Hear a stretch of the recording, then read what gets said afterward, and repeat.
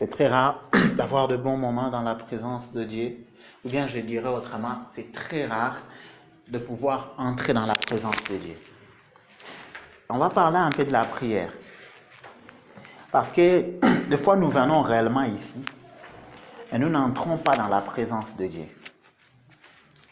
Des fois nous sommes là, tu ouvres la Bible, oui tu as écouté la parole, mais tu n'es pas entré dans la présence de Dieu. Or, à chaque fois que l'Éternel appelait Moïse et Josué, ou autrefois, deux fois simplement Moïse et Moïse qui se faisait accompagner par Josué, ils entraient dans la présence de Dieu. Dieu n'est pas dans un endroit précis aujourd'hui. Dieu est partout. Il a dit qu'il va plus se manifester que sur de montagne. C'est pour cela que le Christ va dire à la femme samaritaine, n'allez plus aller adorer à telle ou telle autre montagne. Mais le vrai adorateur adore dans le cœur. Alors, pour entrer dans la présence de Dieu, cela a trait à ta disposition de cœur. Amen. On va lire quelques versets. Et puis, je vais prendre ce contour-là. En même temps, je crois que je vais parler qu'est-ce qui peut faire qu'une personne soit réellement remplie de l'Esprit Saint, parce qu'il y a une seule condition très sine qua non. Alors, on va ouvrir nos Bibles dans Jean 3. Jean 3, on va lire le 21e verset jusqu'à, je crois bien jusqu'à 34. Jean 3, à partir du verset 21, il est écrit, « Mais c'est lui qui agit selon la vérité vient à la lumière, afin que ses œuvres soient manifestées, parce qu'elles sont faites en Dieu. » Amen. Mais c'est lui qui agit selon la vérité vient à la lumière, afin que ses œuvres soient manifestées, parce qu'elles sont faites en Dieu. Je crois que hier, je parlais un peu à la communion fraternelle. Si je ne me trompe pas, j'avais sorti une phrase dont nous sommes dans la présence de Dieu constamment. Nous ne quittons pas la présence de Dieu. Un vrai chrétien, il est constamment dans la présence de Dieu. Avant-hier, n'est-ce pas? Ah, ok, avant-hier plutôt. C'était samedi. Alors, il n'y a pas de différence entre samedi et dimanche et vendredi et lundi pour lui. Il est constamment dans la présence de Dieu. C'est celui dont ses œuvres sont vérité. Ses œuvres sont véritables. Il ne fait pas ses œuvres dans le secret. Il ne se cache pas. Il est dans la lumière parce que ses œuvres sont faites avec la compagnie de Dieu. Alors, quand nos œuvres ne sont pas faites avec la compagnie de Dieu, il y a ce combat qui est au fond de nous, qui se manifeste à chaque fois quand nous venons dans la présence de Dieu, dont ton âme lui-même commence à t'accuser. Et au-delà que ce n'est pas seulement ton âme, le diable te parle à l'oreille. Il te dit, gars, tu es sale. Amen. Au lieu que tu viennes pour prier, pour communier avec Dieu, non, tu vas venir pour demander pardon. Parce qu'avant de venir ici, tu n'as pas été en communion avec Dieu. Parce que tes œuvres n'étaient pas linéaires. Parce que tes œuvres devraient être faites dans le secret. Et quand tu viendras ici, tu ne sauras pas entrer dans la présence de Dieu. Vous savez, très souvent quand nous prions, surtout dans nos communions fraternelles, la présence de Dieu elle est si forte qu'il m'arrive de commencer à prophétiser. Si parmi vous ou dans cette salle-là, il y a quelqu'un qui est aussi disponible, ces mêmes onctions peuvent se répandre sur lui et peut opérer. Amen. L'onction, elle est contagieuse. Que si la personne est disponible au fond de son cœur, si la personne s'est ouverte à Dieu durant tout son parcours. Mes frères, aujourd'hui, on va rectifier notre manière de venir à la prière. Tu ne dois pas venir ici afin de demander pardon. Tu dois venir ici pour communier avec Dieu. C'est vrai, tu dois venir ici pour implorer la grâce de Dieu qui doit se répandre encore dans ta vie et dans la vie des autres. Mais si tu viens ici en étant culpabilisé, si on a 1 heure du temps de prière, peut-être que toi tu vas prier 10 minutes. Tout le restant de temps, dans ta bouche, il y aura d'autres mots, mais dans ton cœur, il y aura d'autres phrases qui seront en train de passer. Qui te dit, ben ouais, tu as fait ceci aujourd'hui, tu as fait cela aujourd'hui. Oh, je sais que cela est une réalité. Amen. Comment nous venons à la prière? Nous venons à la prière avec de poubelles derrière nous. Et quand je parle de poubelles, ce sont le péché. Parce que le péché, c'est la saleté. Dieu n'agrée pas ça. Avant de venir ensemble avec le bien-aimé, il est important, ou bien avant de te dire de venir dans la présence de Dieu ensemble avec le bien-aimé, il est important que tu puisses déjà te débarrasser de tes péchés, de te débarrasser de la culpabilité. Parce que cela va toujours t'empêcher à profiter de la grâce qui se répand à cet endroit-là. Amen. Mes frères, nous tous, nous sommes de flammes. Si le Christ est en nous, lui qui est lumière, il a fait de nous tous de flammes. Nous tous, nous sommes censés amener la flamme que nous sommes ici, ou dans divers endroits où nous prions. Mais le jour où tu es culpabilisé, ta flamme sera éteinte. Tu viendras juste pour l'allumer. Mais laisse-moi te dire, combien de fois tu viendras pour faire allumer la lampe que tu as entre tes mains? Combien de fois tu viens ici juste pour allumer la lampe, au lieu que la lampe soit forte déjà et que tu viennes pour que le feu soit grandiose? Ce soir, je suis en train un peu de brosser l'aspect de la prière d'ensemble. Ou quand nous venons pour prier ensemble, chacun de nous doit apporter le fait. Mais si au milieu de nous, nombreux viennent pour que demander pardon, le travail sera lourd. Lourd plutôt. Nous sommes censés vivre dans la sainteté, vivre dans la pureté. Et laisse-moi te poser la question. Certainement, tu ne vas pas me répondre. Qu'est-ce que tu fais dans le secret? Qu'est-ce que tu fais dont tu n'aimes pas que les gens sachent que tu le fais? S'il y a des choses pareilles, c'est mauvais. S'il y a des choses que tu fais que tu ne peux jamais avouer à quelqu'un, là, il y a un problème sérieux. Vous savez, pour vaincre le péché, il faut l'avouer. Le diable, il croit que quand il fait des choses avec lui dans le secret, ou bien l'homme, il croit que quand il fait des choses dans le secret avec le diable, parce que le diable sait qu'on pêche, quand on pêche, parce que lui-même, il vit dans le péché, il a les informations sur ça. C'est lui-même qui nous met de pièges pour que nous péchons. Le diable garde le secret de tes péchés. Le jour qu'il va le faire sortir à la lumière, ça sera pour t'humilier, ça sera pour te briser. Il est important de mettre dans la lumière même tes fautes, même tes péchés. Enfin, que le sang de l'agneau puisse purifier. Enfin, qu'un frère ou une sœur te soutienne pour que tu puisses parvenir à vaincre cela. Quand nous venons pour prier ensemble, nous venons pour obtenir de victoires ensemble.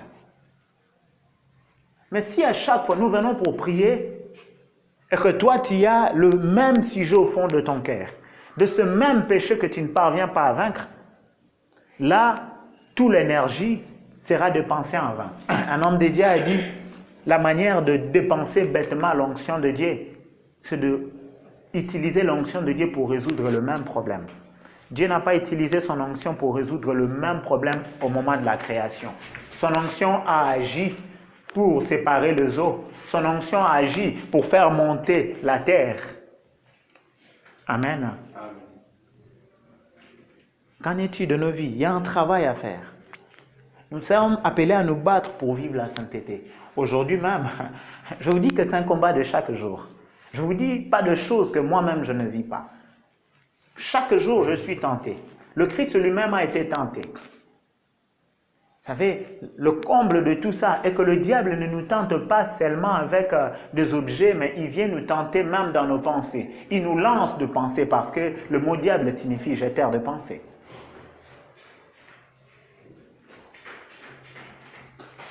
Quand tu acceptes la pensée de l'ennemi et tu succombes au mal, tu ne viendras qu'ici pour demander pardon. Tu passeras tout ton temps à être culpabilisé. Nous devons vaincre cela.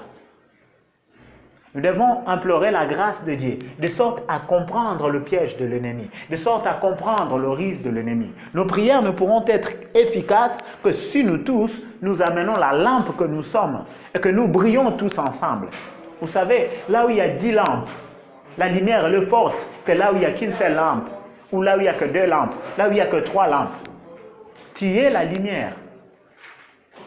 Ceux donc qui ont accepté le Christ comme Seigneur et Sauveur, la lumière est en nous. La lumière est en vous. Ne soyons pas de ceux qui l'éteignent à tout moment. Et venant juste en ayant le moral chargé. Vous savez, si tu es culpabilisé d'un mal que tu as fait à ton père ou à quelqu'un, est-ce que tu pourras lui demander quelque chose? Non. C'est pour cela que nous sommes censés vaincre le péché. Nous ne venons pas dans la présence de Dieu pour constamment demander pardon. Cela n'est pas une bonne chose. Là, nous ne communions pas avec Dieu. Vous savez, le comble dans tout ça, je peux donner cet exemple. Le papa n'aime pas la saleté. Mais l'enfant, il veut venir auprès de son père, mais il est à tout moment sale. Le papa aura le travail chaque jour quand l'enfant vient auprès de lui, de l'amener d'abord sous la douche, et puis d'aller le faire dormir parce qu'il a pris le temps pour communier avec lui. Du coup, l'enfant est toujours éloigné de son père, parce que le plus de temps qu'ils passent ensemble, c'est toujours en train de les laver. Ne soyons pas de ce genre de chrétiens-là, qui se disent chrétiens, ressembler à Jésus-Christ, mais ne pas faire le travail de vaincre le péché. Pourquoi je parle de cela? Parce que ça t'empêche de prier aisément. Parce que ça t'empêche de prier librement. Parce que ça t'empêche de te plonger à adorer le Seigneur. Vous savez, Dieu a besoin plus d'adorateurs que de gens qui viennent demander. Les anges au ciel, plus le temps qui passe, ils adorent. David, lui, l'homme qui joue à la harpe, quand il est devenu roi, il chantait moins. Mais avant qu'il soit roi, il chantait plus. Quand il était auprès de brebis. Absalom va le poursuivre. Mais après cela, qu'il est rentré au pouvoir, il a recommencé à chanter. Qu'en est-il de nos vies? Si nous croupissons toujours et encore dans le péché, nous ne saurons pas profiter de la présence de Dieu. Pour que la prière d'ensemble soit efficace, nous devons nous battre, nous tous, à amener la flamme. Déjà, chez toi, tu dois prier. Vous savez, j'écoutais un autre prédicateur qui parlait un peu de ça. Vous savez, des fois, quand on vient à la prière comme ça, des fois, on n'a pas besoin de modérateur. Tu viens, tu es déjà enflammé. Déjà, tu es déjà en fait. Quand tu viens, tu n'as plus besoin de suivre forcément ce que le modérateur va dire jusqu'au bout. Dès que le modérateur dit on va prier pour ça, tu commences. Tu n'attends pas qu'il te dise de paroles qui moralisent, de paroles que le frère venait d'ajouter à chaque fois qu'il donnait un sujet après. C'est juste pour te moraliser à prier. Or, tu dois être déjà dans la disposition de prier. Et cela se prépare déjà chez toi à la maison. Avant que tu quittes chez toi, tu dois déjà chercher la face de Dieu pour être souple à donner quelque chose à tes bien-aimés. Tu dois veiller sur toi. Et là, je ne te dis pas de veiller que lundi, mercredi et vendredi. Non, non, non, non, non. Tu dois veiller chaque jour parce que tu ne sais pas à quel moment tu peux apporter quelque chose ou une bénédiction, je dirais, quelque part. Nous sommes appelés à agir dans la lumière.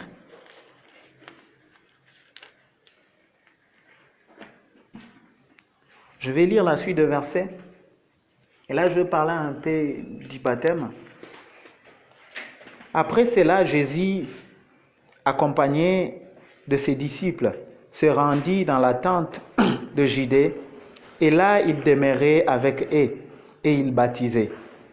Jean aussi baptisait à Enon, près de Salim, parce qu'il y avait là beaucoup d'eau. Et on y venait pour être baptisé, car Jean n'avait pas encore été mis en prison.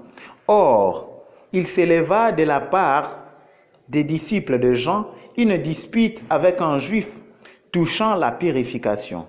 C'est ça un peu notre verset principal dont nous allons y travailler ce soir, comme le verset 21.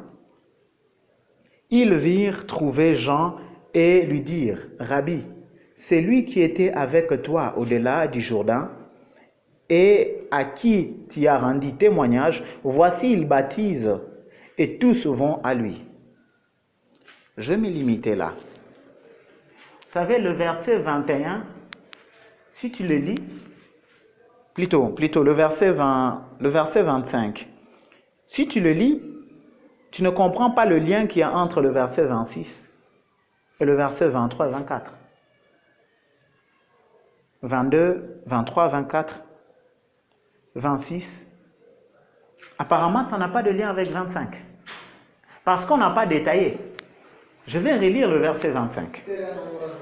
Or, il s'éleva de la part des disciples de Jean une dispute avec un juif touchant la purification. Ok. Le verset 25 est intercalé là où on parle en haut du baptême, en bas du baptême. En soi, la Bible est séparée en versets, mais c'était de phrases ou de paraphrases complètes. Donc, qu'est-ce qui pousse le disciple qui discutait avec des Juifs d'aller auprès de Jean pour demander que l'autre là, il baptise beaucoup plus de personnes? Quand je lis profondément, je comprends que le baptême est l'élément purificateur. Des fois, on se disait, mais pourquoi le Christ a dit qu'on puisse baptiser dans l'eau? Vous savez, la profondeur de cet acte-là est celui dont il le purifie. Physiquement, on peut voir ça quelque chose de simple. Mais spirituellement, c'est l'acte qui nous purifie. Posons-nous la question, pourquoi le Christ va insister, au lieu de nous dire simplement de l'accepter comme Seigneur et Sauveur, il va insister que ses disciples puissent aller baptiser. Parce que le baptême purifie. Cela est un élément très important pour la prière. Mon frère, celui qui est baptisé, il fait partie du royaume des cieux. Alors, on va analyser. Un enfant qui vit à la maison chez son père et l'enfant du voisin, si l'un d'eux demande qui on va exaucer le plus vite possible, n'est-ce pas celui de la maison? Il est clair. C'est vrai, tu as accepté Jésus-Christ comme Seigneur et Sauveur. Mais si tu n'es pas passé par les eaux purificateurs dont le Christ nous recommande, il y aura de petits soucis en toi. Il y aura des choses qui ne vont pas. Dieu reconnaît, oui. Mais Dieu dit, mais tu n'es pas passé à la purification que j'ai exigée. Les eaux du baptême, le baptême réel, être plongé dans l'eau avec des intentions réelles et des motivations véritables. Et la purification. Vous savez, très souvent, je remarquais, après le baptême, il y a un combat qui s'élève dans la vie de Jean. Pourquoi? Le diable se rend compte qu'il a perdu l'un de ses fils. Le diable se rend compte que, je perdis un élément. Je l'ai vu une fois, on était allé baptiser quelques personnes. C'était merveilleux ce jour-là. On a plongé une serre dans l'eau. Et dès qu'on la faisait sortir, avant même qu'elle sorte de l'eau, le démon qui était en elle a commencé à se manifester. Pour qu'on la fasse sortir dans l'eau, c'était vraiment, il fallait fournir beaucoup d'efforts.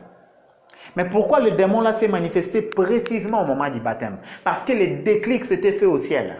Le ciel s'était ouvert, a dit, cette fille maintenant elle est mienne, elle est purifiée. Or, la fille allait déjà à l'église depuis très longtemps. Je parle du baptême authentique, dont toi-même tu es conscient que tu es en train de passer dans les eaux du baptême pour appartenir à Jésus-Christ. Je ne parle pas du baptême où tu n'étais pas conscient, où c'était le parent qui en fait pour toi. Non, non, non. Je parle du baptême où toi-même tu es conscient. Les eaux du baptême te permettent d'appartenir à la famille de Dieu. L'efficacité de la prière en dépend. Je répète encore, un enfant de la maison est facilement exaucé que l'enfant du voisin. Amen. Une autre chose. Et même si tu pouvais te dire non, je suis enfant de Dieu, ok. Mais aussi longtemps que tu n'es pas purifié, tu es encore sale, tu ne peux que rester à la porte. Parce que le Père ne veut pas que la saleté entre chez lui. Certes, il va te donner des choses, mais ça ne sera pas dans la même dispensation que ceux qui sont chez lui. Parce qu'ils sont tout près du Père. Auparavant, c'était difficile de comprendre ces choses-là. Mais laisse-moi te dire que même pour moi-même, c'est simple. Aujourd'hui, quand je lisais cela, je disais, waouh, on pouvait négliger le baptême. Mais or, le baptême, c'est la purification. C'est un déclic spirituel qui s'est fait. Et je comprends pourquoi le Christ insiste sur ça. Je me rappelle, on est allé aux eaux du baptême. Moi, ce qui va vous paraître étrange, j'ai été baptisé dans ces pays même. La notion du baptême, pour moi, c'était, je me disais, je serais baptisé à 30 ans. Mais je me suis fait baptiser à 23 ans parce que le Seigneur m'a convaincu. Amen. Qu'est-ce qui s'est passé? On est allé avec un jeune frère. Lui n'avait pas de véritable motivation d'être baptisé. C'est comme si c'était pour ses parents. Et nous tous, on est entrés aux eaux du baptême. Aujourd'hui, il est dans le monde, au fin fond du monde, faisant de choses horribles. Mais parmi nous, ceux qui avaient pris la décision d'être réellement baptisés, il y avait une sœur là, qui s'appelait Michael. Elle le volit très bien. Il y avait un autre frère qui s'appelle Gérard. Et lui aussi, il le volit très bien. Il est même allé au Cameroun et là-bas, on me dit qu'il sert Dieu. Mais lui qui n'avait pas vraiment décidé et qui venait juste pour une simple complaisance, cela lui a causé du tort. Un élément important qui te permet d'être efficace dans la prière, aussi c'est le fait de passer aux eaux du baptême. L'exaucement, elle est différente. Je vais continuer le verset qui vont suivre. Toujours dans Jean 3.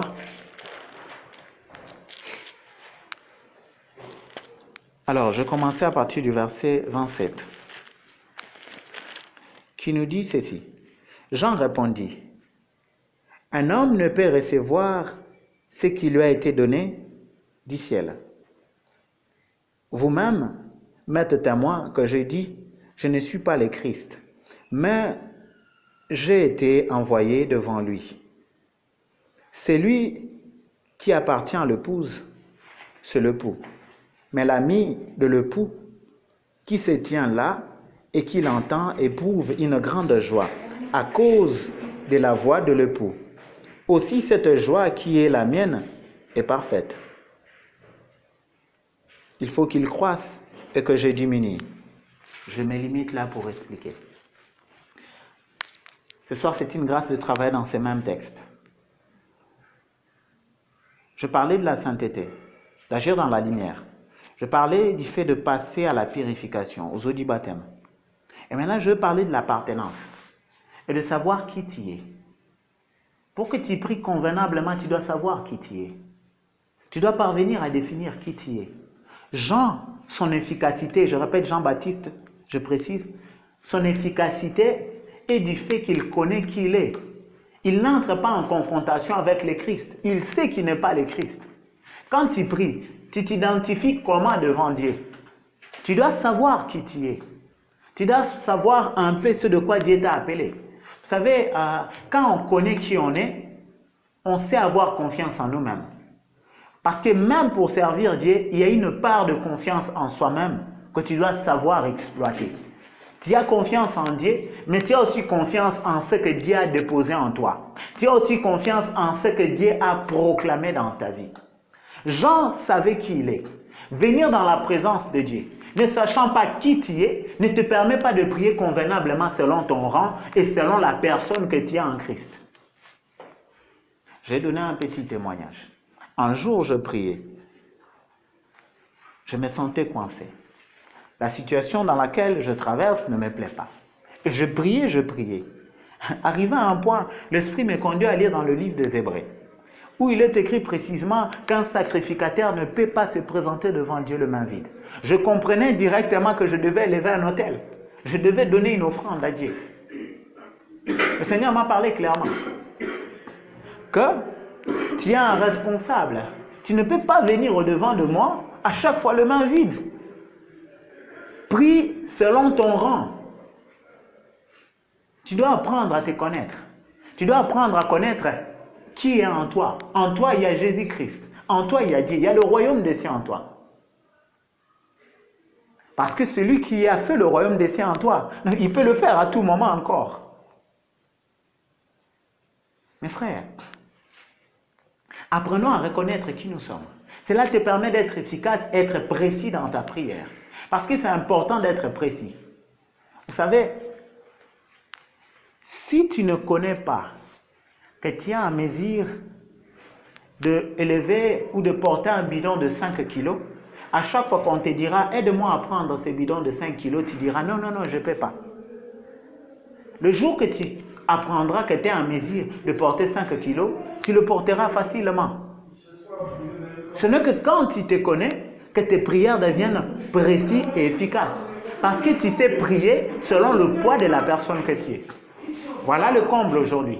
D'autres personnes, quand ils dorment, bien qu'il est dans le Seigneur, ils voient de mauvais songes, ils se réveillent en panique.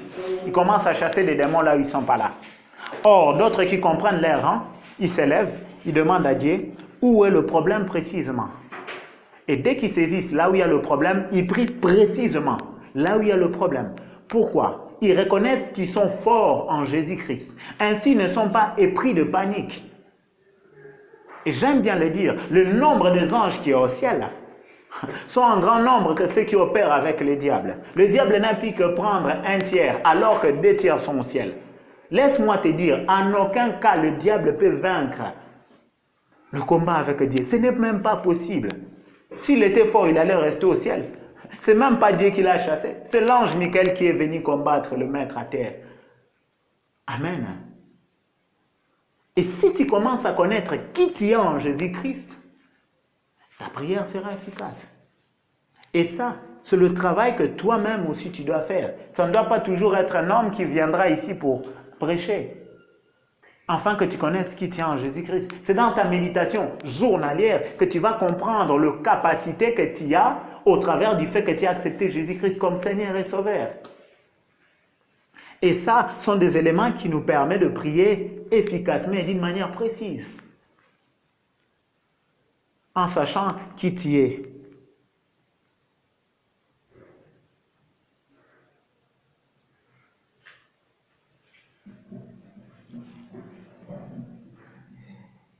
J'apprécierais lire encore quelque chose. C'est juste le verset 34. Je vais la lire avec 2 versions à la fois. Car celui que Dieu a envoyé dit la parole de Dieu, parce que Dieu ne lui donne pas l'esprit avec mesure. Je vais le lire avec la version Semer pour que nous comprenions un peu un aspect de choses. La version Semer nous dit ceci. Verset 34.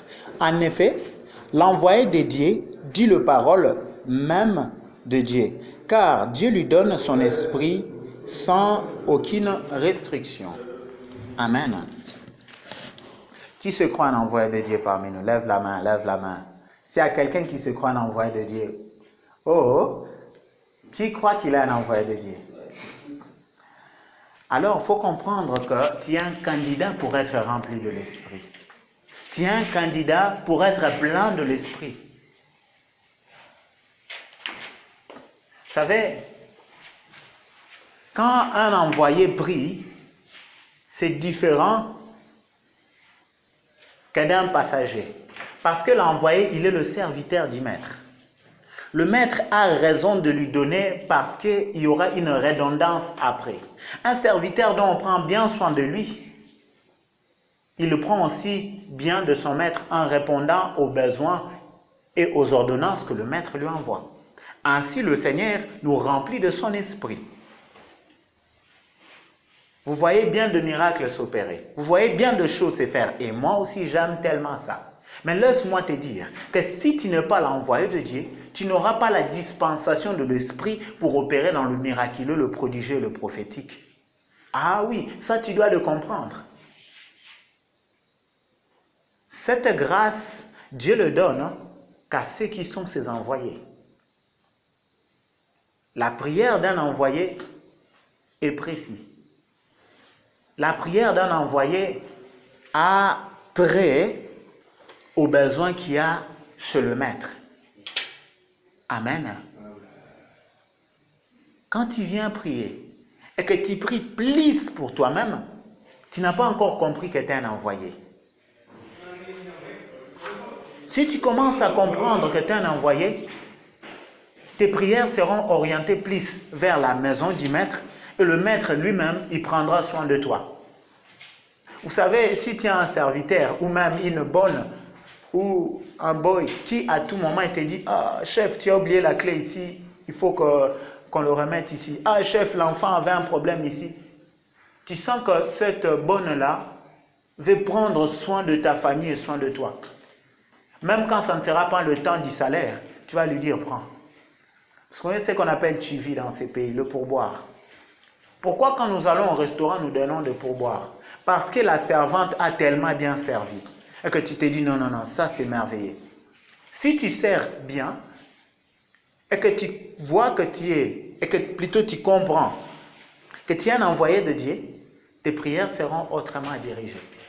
Le Seigneur te remplira de son esprit. Tu seras efficace. Et cette efficacité contamine la prière. Parce que deux fois quand nous prions, nous parlons avec Dieu. Après avoir parlé avec Dieu, nous obtenons la puissance qui nous permet d'opérer, de chasser des esprits maléfiques, d'amener des solutions là où il n'y en avait pas. Je vais faire un petit résumé pour clôturer. Je parlais en premier lieu d'agir dans la lumière, de ne pas être celui qui confine tous ses actes et actions dans le secret. Parce que dans le secret ou dans les ombres, c'est le diable qui règne. Et personne ne peut vaincre le diable dans les ombres ou dans le ténèbre. Personne.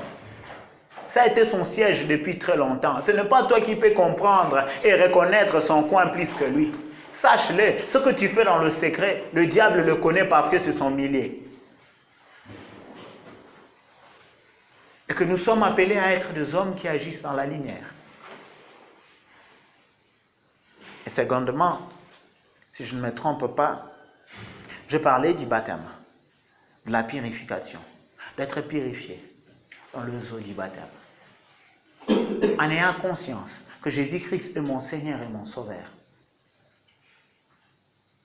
Cela fait de toi l'enfant de la maison.